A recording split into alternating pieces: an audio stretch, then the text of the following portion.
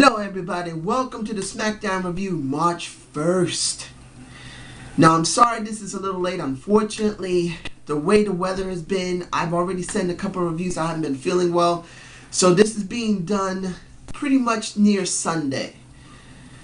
It's late, but you do what you can when you're sick. And I love doing my reviews. I love making sure you guys get the best reviews possible. So if I sound a little zonked, I took some medicine, so I might not be 100% coherent. So, give me a break. This SmackDown review is actually quite sad. You see, there was at least one or two things that was done well in this review. Well, not review, I mean, as I said, I'm a little zonked. In this show, but really, this felt like an incomplete show. I'm giving this early ahead of time. I for incomplete. This show was very hollow. Now, the ADR and Damien match was actually quite good, but I didn't think anything of it because I knew Damien was not going to win. It was a nice match though. It was one of the most lengthy matches they had. It was a good match. But what did it accomplish? Really, it didn't do much. It didn't accomplish practically anything. So Damien loses. ADR looks good to a point, but really, like I said before, Damien and Cody are being buried. And that felt just wrong. You could have had Jack come out and cause some type of conflict or some type of flack to ADR to make a disqualification or maybe a count out. Where, I'm not even going to try with that. If you don't understand what I'm saying, look at a couple of videos before. Now, the primetime players basically get a second shot at Hell No. And it's a reverse of what happened a week before. We getting... It wasn't that funny. It was something to see that the crowd there, which had some interest in it, but really the crowd made it a little better. But it was a repeat from last week, except that Brian was tied behind his back, one arm, and you got Kane with the mask, with a goat face on it. A goat face. Seriously. Using the same image that was during anger management time was a nice touch. I'm going to admit that. And seeing the crowd going, yeah, yeah, yeah, screaming for Kane to kick the ass of Titus or Darren Young. Was not bad. And at the end, we finally see more conflict between the two when Kane throws the mask on top of Brian and then, bang, gives him a nice smack in the face. Was it great? It was no, it was necessary. I'm going to say that hit was necessary because we need to split these two off. If they're going to actually have that match after WrestleMania, and I'm going to tell you honestly, the only way these two are going to finally start having conflict with each other will not be at WrestleMania. It will be the... I think Extreme Rules is after this WrestleMania. If I'm correct. If I'm wrong, tell me below what the next pay-per-view is. Like I said, I'm a little zonked. I would have really checked to see... Excuse me. I would have checked to see which was the next pay-per-view, but I spent most of the time sleeping. I've not been myself in the last couple of days. But they're going to break off at the next pay-per-view. So we're obviously going to get Hell No breakup at pretty much at WrestleMania. We're going to get it there. So we're not going to see an actual match until the next pay-per-view. And that's kind of sad because they could have broke them up early and then they could have had a pay-per-view match at WrestleMania would have made more sense. Having it after, it's not going to be good. Because these two will have a conflict after WrestleMania. It's obvious they're going to lose the belts. Who? That's the question. Unless they're going to bring Rhodes Scholars back together, which really makes no sense. It's either going to be the Dancing Giants, which is Tensai and Clay, primetime players. I don't know who else. Primo and Epico? Serious? The only people I can really think is the best people to get that belt is one of the two of the Shield. Maybe Seth Rollins and Roman Reigns. Those two would be the best people to get that belt. I mean, get those belts. Sorry about get that belt. Get those belts. Because those guys are well enough built that they could go after a title. Need one to be more powerful. So I'm hoping the next 5 weeks they'll actually push for that. But I don't believe they will. So it's either going to be the primetime players, it'll be the dancing hippos, as some people are calling it. I call them the dancing giants, with my beautiful Naomi, my baby, my love. I wish she was here to take care of me. I'm feeling so sick. But you get what I'm saying. Now, I can say that the 2 out of 3 fall with The Miz and Antonio Gonzalez was actually very good. It was good. But what did it accomplish? You could say this is supposed to keep their feud up until WrestleMania, but couldn't they have done in-ring segments of having some type of talk? Look at Jack Swagger and ADR, and I'll be getting to that in a minute. But they're not touching one another. Who says you can't have another feud where neither one of them need to touch for a while? Do something interesting. Do something outside the venue. Have them have some type of conflict. You can even have them have a brawl from time to time in the next 5 weeks. But really, what did this accomplish? Antonio retains his title. First, you have Antonio getting a neutralizer on Miz. Miz gets the figure 4 and Antonio, and then Antonio wins by the roll-up and holding the trunks. People are going to say that's controversy. Yes, it is a controversy, and that would still keep the feud up. But I just don't have a big interest in this. And I was bigly interested. I was interested very much when it came to the Elimination Chamber. I was. But Miz didn't win. He didn't win the title. And then it's like they're still dragging it on. They didn't even need to do the Elimination Chamber or doing this, because now Miz is just basically a jobber bitch. Not like The Miz. I don't understand why they're doing this. They could have done some more Miz TV segments. They could have done something outside the Miz TV segments. They could have done stuff outside the venue or in the back, having them have some type of conflict where neither one of them need the job. I don't see why they're still continuing this. It's kind of like what happened with Randy Orton and Wade Barrett last year and the year before.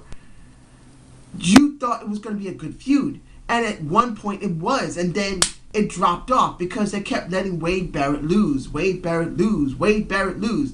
This is what happened to The Miz. The Miz is constantly losing. I understand he had to lose to Jack Swagger. It was necessary. He had to. They needed a credible win for Jack. The trucker, as I call him. But, and I had to take a breath for this. This is very annoying. Having him lose constantly is stupid. And I don't get it. Now the JR, Zed, and Jack Swagger. Sorry, it's kind of noisy tonight. This is being done pretty late in the night, so sorry about the noise. But seeing that segment in the ring was actually quite good. Zed again talked very well and eloquently. He did. JR asked some very serious questions, serious questions about how Jack is being brainwashed, which is a good thing. No matter if you agree with the storyline or not, you need to have something that's going to make it interesting enough for people to be invested in this. And it's obvious that Zed is putting Jack over and himself over very well. People are booing the shit out of them. And I'm not saying there ain't no canned heat. Now, I'm going to always say that WWE has been pumping in more than a few canned heat. They need to. Because they don't have that many types of feuds that are very interesting. But I believe, at least in this respect, the canned heat was very little. It was there, but it wasn't as much. And then when ADR came out to defend JR, when JR is found out to be a collaborator, was a good touch. And I said this before and I'll say it again. Having ADR and having the trucker not touch was the wisest thing to do. This is actually working way better than it was with Sheamus and The Big Show. Sheamus and The Big Show wasn't working as well. It worked in the beginning a little bit, but they're focusing more on the storyline of the divisions of people liking immigration and not liking immigration than anything else. Because the storyline between The Big Show and Sheamus was never structured properly. It wasn't. It was never structured properly, and I was not fond of it. Now seeing, how can I say this? Since JR was not much on commentary at all, he wasn't there. But seeing the King there was okay. Since we know JBL is currently, I think, at Mount Kilimanjaro, I believe. I can't remember which mountain he's working on right now. I think he's gone through at least 5 or 6 mountains already for 7 summits for children. If anybody wants to know about the 7 summits for children, I may actually connect it to the description box below. I might actually do that, because it's really good to see someone who cares for children. And understand this, ladies and gentlemen, and the Off the Rope show knows this more than anyone. They met JBL. He's a conservative. He has his points. He works at Fox. He's a great guy, but he's a conservative. He's a Republican. And they say conservatives don't give a fuck. I'm an independent. There are conservatives very rarely in the Democratic Party. Usually they're called libertarians. They're a little bit more near conservative, at least some. But seeing a Republican conservative who is in wrestling, who cares about children, who's actually risking his life going to mountains to try and give them something, shows he cares. So if you ever care about politics, see JBL. He's a conservative that actually cares about people. You don't always have to agree with his politics. Of course you don't. But there are good people on the other side. Like I say, see both sides and see what you can actually see instead of just going by the propaganda. I'm independent. I don't follow either party. Anyway, sorry. This must be the medication talking. Sorry. Finally, we got the Orton and Big Show match, which was a good match. But it really didn't feel like it was necessary until I saw the Shield, until I saw Sheamus. Then I realized they have to continue the storyline where the Shield is still being messed with by Sheamus, or the Sheamus is being messed with by the Shield and Randy Orton. Then you got the Big Show knocking out Roman Reigns, baby. He knocked the shit out of him. I thought, oh, Big Show is going to be working with... I thought at first the Big Show is going to be working with Orton and Sheamus. Sorry. I thought he was going to be working with them. But then when he choke slammed Orton and then get a bro kick in the face with Sheamus, I realized he's not going to be working with him. But it's still a possibility he may be fighting against the Shield. All by himself. That's a possibility. And then seeing Sheamus standing in the middle of the ring by himself for a second, it was less than about 2 or 3 seconds. Then they cut over to Orton and Sheamus shaking hands. Not like the power of the mega powers. Oh yeah! The mania and the madness is coming together, brother. Yeah! No. Don't come close. Neither one of them even have even a 10th. Not even in a pinky of the Macho Man Randy Savage do they even have a 10th of that star power. And that's a 10th of the star power of his pinky. But they're putting them together as a team. Maybe they'll become a tag team. Maybe they'll go after the belts. You never know. But like I said in the very beginning of this review, I felt this was incomplete. Nothing about the Divas. 0. Nothing about the dancing hippos or the dancing giants as you call them. You didn't see no Naomi, no Clay, no Tenzai, no Cameron. You see briefly Damien and gets his ass kicked. No 3MB.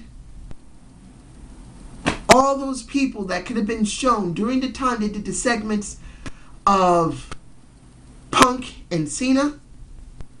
And then talking about what happened with the fight with Heyman and McMahon. This was an incomplete show. I'm going to give it one fucking big I. It doesn't deserve a grade because it's obvious. This was nothing more than a mess. It wasn't bad though. I mean, the Zed and JR segment was very good. I'm not going to lie about that. It was good. But that wasn't enough to save the show.